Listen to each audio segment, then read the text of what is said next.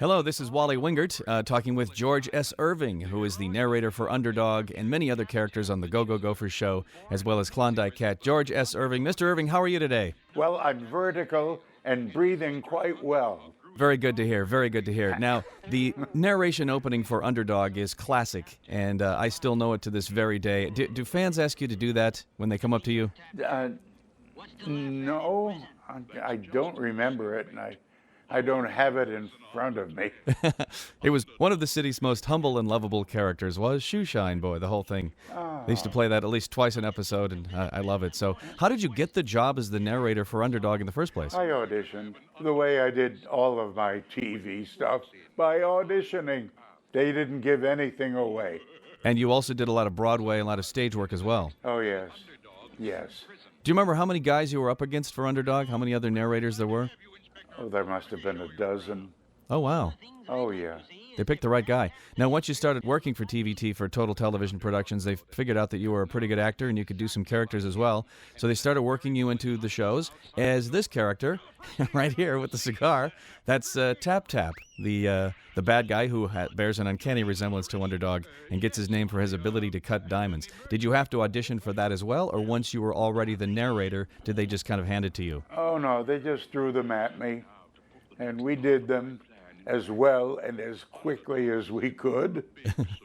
I never met Norma, the girl who did Pure Polly. Sweet Polly Purebred. She did her stuff in California. Well, that's right, because she was on the West Coast and you were on the East Coast. So That's right. They had two different recording sessions going on kind of a bi-coastal basis. That's right. We put all our stuff down on tape, shipped it to the artists, and they took it from there. Now, when you auditioned for the narrator of Underdog, what kind of vocal style did you want to bring to it? Were you just using your own voice, or did you use a particular character voice? No, my own voice, as chirpy as possible, and tried to make it interesting.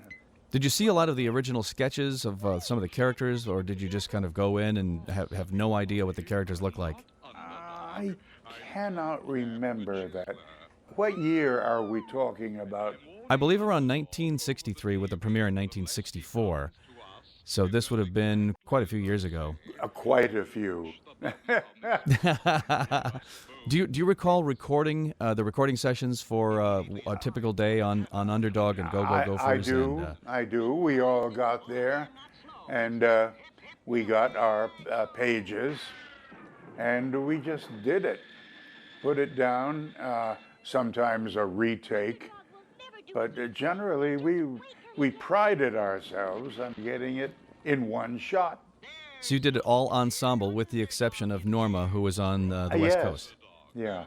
Wally Cox was in New York as well? Yes, Uh-huh. and if I say so myself, we were top-of-the-line actors, and we knew what we were doing, and we did not dawdle, and we tried to make it as interesting for the artists as possible, so they could quirk up the faces, Well, you can certainly tell it in your performances. Underdog has been beloved for many years. Actually, he was using his cosmic ray vision to melt the chain of the handcuffs.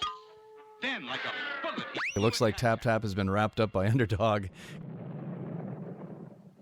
Oh, Underdog, are you hurt? Sticks and stones would break his bones. Bombs do not clearly affect Underdog as much as they do Tap Tap. I always like Tap Tap. I wish he would have come back in more episodes. And there he is right there. Thank you, George S. Irving. It's been great. You're welcome. Pleasure's mine.